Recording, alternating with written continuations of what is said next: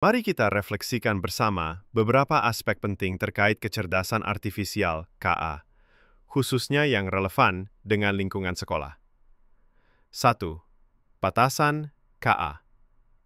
Dua keterbatasan utama dari KA yang saya pelajari adalah keterbatasan data dan bias data.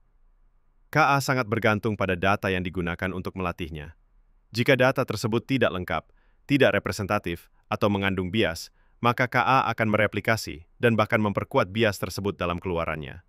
Misalnya, jika sebuah KA dilatih dengan data teks yang sebagian besar berasal dari satu budaya atau jenis kelamin, maka responsnya mungkin akan bias dan kurang relevan bagi kelompok lain. Kurangnya pemahaman kontekstual dan empati sejati.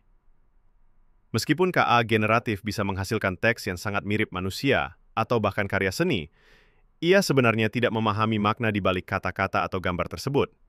Ia tidak memiliki kesadaran, perasaan, atau pengalaman hidup. Akibatnya, KA bisa kesulitan dalam menangani situasi yang membutuhkan pemahaman nuansa, empati, atau kebijaksanaan moral. 2. Dampak keterbatasan KA di sekolah. Keterbatasan KA ini punya dampak signifikan pada cara kita menggunakannya di sekolah. Risiko informasi bias dan tidak akurat. Jika siswa atau guru terlalu mengandalkan KA sebagai sumber informasi tunggal, mereka bisa terpapar pada informasi yang bias atau bahkan salah jika data pelatihannya bermasalah. Misalnya, siswa yang meminta KA untuk membuat ringkasan sejarah mungkin mendapatkan narasi yang bias jika data KA lebih banyak merefleksikan satu sudut pandang saja. Ini berarti kita tidak bisa lagi hanya menerima mentah-mentah hasil dari KA. Perlu ada verifikasi silang dan pemikiran kritis dari pengguna. Pudarnya keterampilan berpikir kritis dan empati.